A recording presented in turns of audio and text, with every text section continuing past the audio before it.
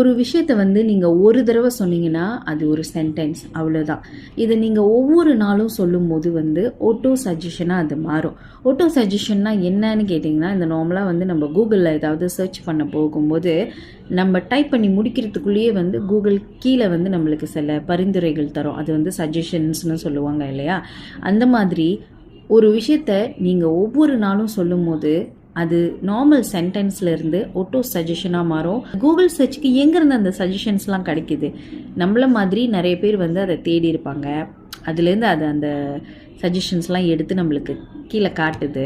Auto suggestion நீங்கள் ஏதாச்சும் ஒரு பாசிட்டிவான மெசேஜ் உங்களுக்கு நீங்களே வந்து டெய்லியும் கொடுக்கும்போது அது ஆட்டோமேட்டிக்காக உங்களோட ஆள் மனது வந்து நம்ப ஆரம்பித்து அதுதான் நிஜமான ஒரு சம்பவமாக மாறும். உதாரணத்துக்கு உங்களுக்கு நிறையா பணம் வேணும்னா, என்கிட்ட நிறையா பணம் இருக்குது, நான் ஒரு பணக்காரி, இந்த 2 சென்டென்ஸ் மட்டும் டெய்லியும் நீங்கள் சொல்லுங்கள்.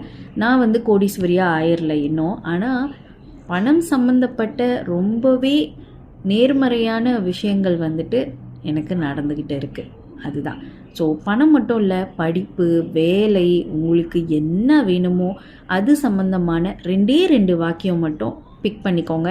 அது டெய்லியுமே இங்கே கை வச்சுட்டு சொல்லுங்கள். கண்டிப்பாக அது ஒரு உண்மை சம்பவமாக மாறுறதை நீங்கள் பார்க்கலாம்.